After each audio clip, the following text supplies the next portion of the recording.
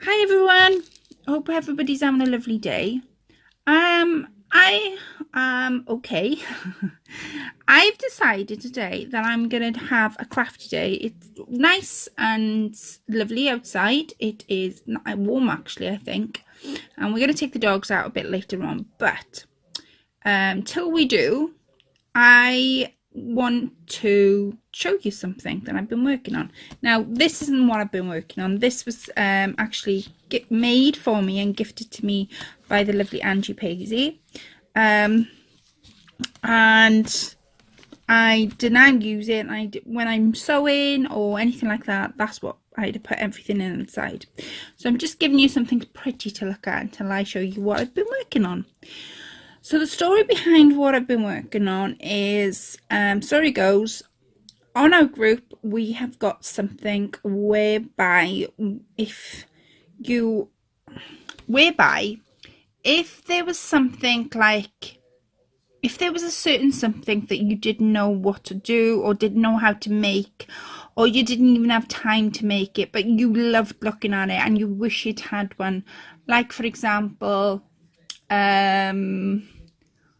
I really wished I had a album, and now I've got two. But it's that sort of thing. So something you really wish that you could make it, but you don't know how, don't know where to begin, or you just basically haven't got time. So we've got something on the group like that. And one of the ladies, lovely Belinda, she is absolutely immense. Her work is so inspiring. She has got a channel on here on YouTube. I will pop the link down below so you can go and check her over. And she makes the most amazing things. Her work is, wow, it's to die for. And I'm going to ask Belinda to see if I can post one of the pictures in this video. And see if I've got permission to do that. If I have, I will do, and you'll probably see a video anytime soon. A picture of her work, because I just, it's just wowed. Anyway, she posted on the group, she said, one of the things that I would love is a Tilda doll. I don't know where to begin to make one. I don't mind even if you just make the body. I could make the dress. So I went on and did my research, and I looked onto YouTube, looked onto Pinterest, and I'm thinking Tilda dolls. Didn't agree to anything at this point. So Belinda didn't have a clue that I was doing all this research. And I had seen them, but I'd not seen them, if that makes sense. I had seen them pop up on Pinterest, but not really taken much notice because I wasn't that interested. So when I was doing my research, I was thinking they look really pretty, and there's so much you can do with them. How on earth do I make one? So anyway, been watching loads of YouTube channels. I can't tell you the channels I've been watching because there was just so many of them. And anyway, I sat down and I said, Belinda, don't worry, I will make you a Tilda doll. But this is my first time making one, so if it lands up with 6 arms and 6 legs and it looks more like an octopus, you know the reason why. So I have now finished that Tilda doll, and I've been posting the process on the group. So every time I'd finish doing a little something, I'd post a picture, and that same goes for when I was doing the arms and the legs, I posted a picture, and it was a process update, so Belinda could see how far along I was getting with the doll and whereabouts I was when I was making it. So this is the Tilda doll. Like I said, this is just something pretty for you to look at while I was waffling, and this is my Tilda doll. Please leave your comments. I love reading them. Bearing in mind, this is my first ever Tilda doll. I've never ever made anything like this before in my life. Never. So here goes. This is my Tilda doll. She is, I'm going zooming up and down for you to sort of see the detail. I will do a more in-depth video now in a second. But she took me a while to make. She took me a couple of weeks. Right. A couple of weeks. And like I said, it was my first ever one. So, there's her face. She has rosy red cheeks. I have put some earrings in her ears. And I've put some Wild Orchid Crafts flowers in her hair. I was going to put a ribbon and I thought, no. This, her hair is actually made out of cotton. I had load of cotton on a spool. And it's like wool, but in cotton form. So I've done that. Now, the way I've attached it, I'm going to... And I've been asked, and I've caved in and I said, yes, I will do it. I'm going to do a step-to-step process on how to make one, because everybody was saying how difficult they were to make. Now, I actually found her quite easy. The only I wouldn't say easy, she was a bit tricky to make, and there were certain elements on her that I thought, am I going to ever get past this point, which I'll tell you about in a second. But as soon as I get the fabrics, I'm going to go out and buy more fabric. I will make a step-to-step guide on how to make one, and I'll place it up on YouTube and you guys can follow along. Like I say, she's my first one. So, like I say, this is wool. It's like cotton wool. She's got beads in her ears for her earrings and seed beads I've sewed in for her eyes. Wild Orchid Crafts in her hair. Now her hair, I'll just bend her forward, is actually, now there's different ways to do sort of hair in a Tilda doll. Some people use glue, some people use hot glue, a little bit of hot glue. But I was thinking, when you use hot glue, because it's a doll, hot glue over time goes hard, so are you going to be able to feel it? So what I did was I got needle, no, what are they called? Needle, felter needles. They look a bit like this. That's exactly what they look like. And they come 5 in a pack, and they're quite sharp. As you can see, the point on that needle is really sharp. And I've never ever done needle felting before, and I've literally stabbed her hair into her head. And that's how I done her hair. So the next bit down is this applique. Now underneath that applique you can see part of her bodice is in green. So this and this green fabric is one piece. Like I say, I think I will come back and do a how-to. This wedding applique, Belinda doesn't know this, but I thought since it was a special doll, it needed something special on there. So I've used, Sharon sent me some vintage wedding appliques. It's not something I can buy or get hold of, and you know, again. And I have got loads left from what she sent me, but I'm barely using it now, because last time she sent me some, I was like, where did you buy some? She said, Colette, it's not something you can buy. And I'm like, oh, right, okay. So anyway, she sent me another pouch. So what I've done is I've sewed that on. Most of this is hand sewn or machine sewn. All the elements to her on the top is all hand sewn. So I've hand stitched all this all the way around and all the way around there. And if I lift her arm, you will see it sort of comes down her dress. Right, and then the back, sorry guys, I'm holding the camera, so bear with me. So there's the back. Now the back, because this is one sort of piece, what I did was I cut to go round her arm, and then I've sewn under her arm, and then it goes sort of down there like so. But it is one piece, but it's just the way I've cut it and the way I've hand sewn it. I don't understand why there's black. Oh, it's just a bit of black, what do you call it, cotton there. Nothing special. Right, let me put it back.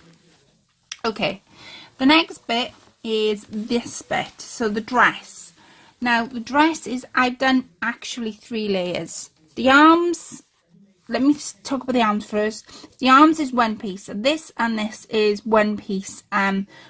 You do it in sections, and this is actually one piece.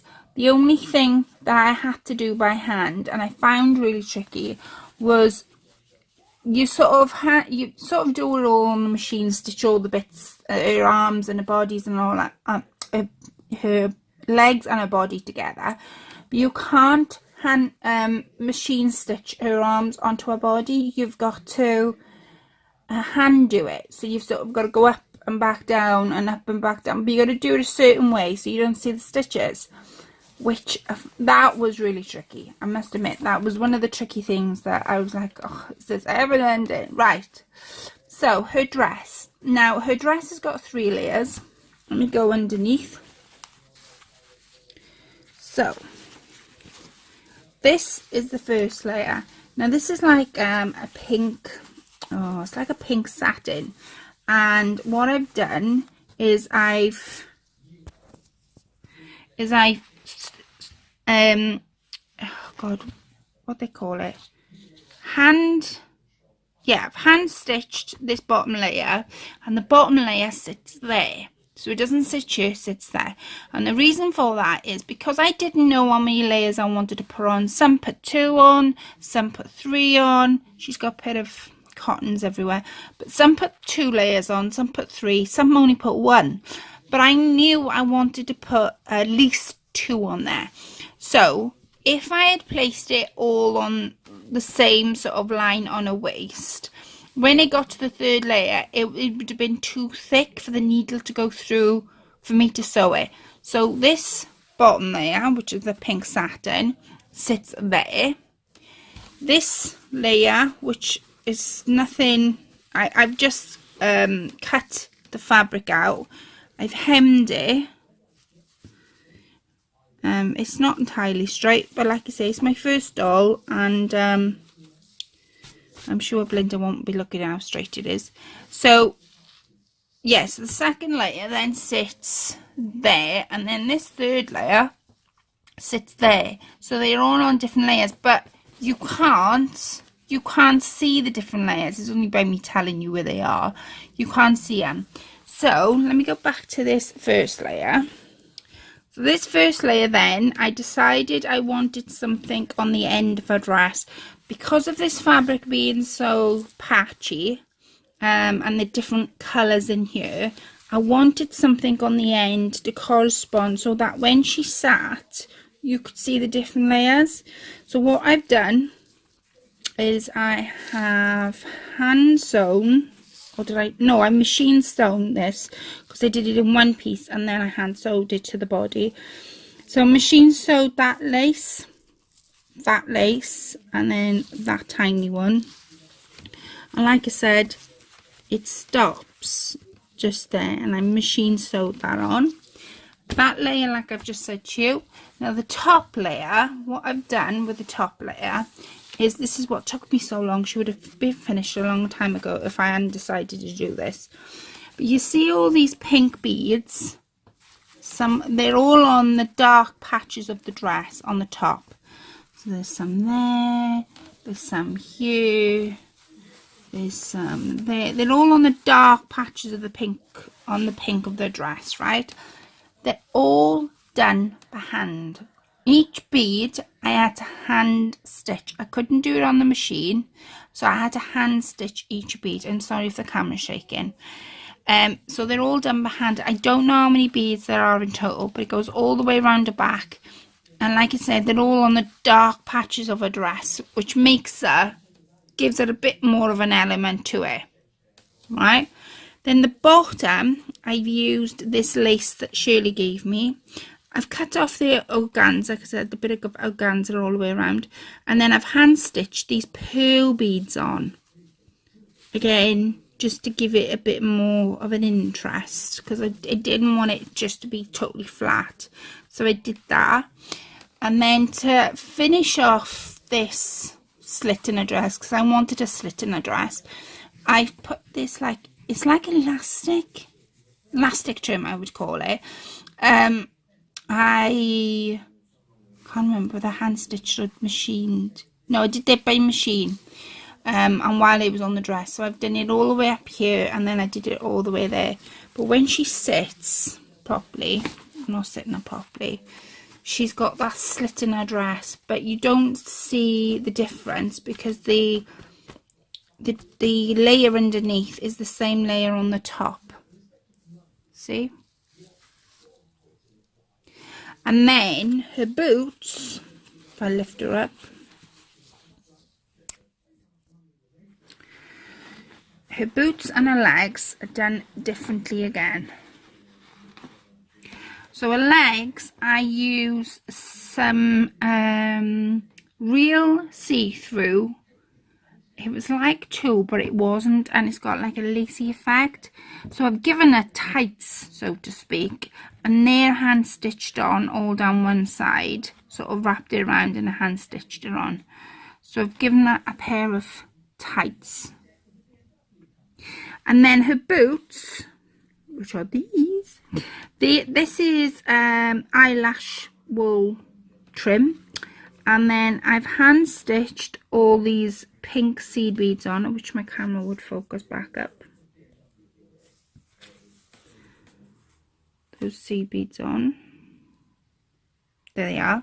So I've hand stitched all them, and then I hand stitched the wool to make laces, and then there's beads on the end of the wool. Now my needle, it wasn't small enough to take the bead through, so I literally had to put on that very, very tiny seed bead onto the wool by hand, by sort of guiding it through and then pulling the wool.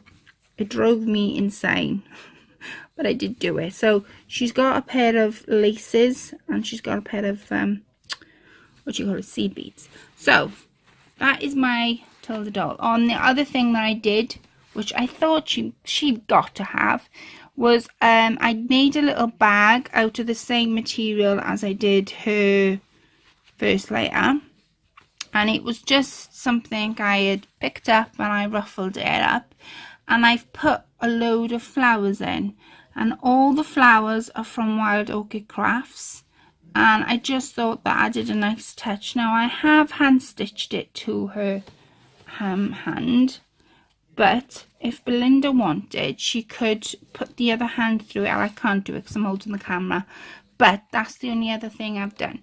So I'm going to give you an up and down tour again of her.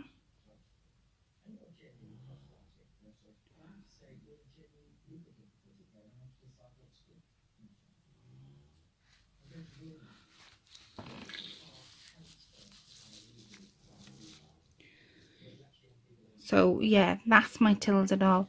I hope you really enjoyed that. Let me know what you thought, because like I say, sorry the camera's shaking, I am holding it, I'm trying not to shake it. It was my first ever Tilda doll, and I thoroughly enjoyed every second of making this doll for Belinda. So Belinda, my darling, like I said, I really enjoyed it. Thank you all for watching. There's another video. I'm going to try and upload another video today on something else, and I've got some news, but I'll wait for the other video to tell you that. So thank you all for watching. Take care, have a lovely day, and I'll speak to you all soon. Bye for now.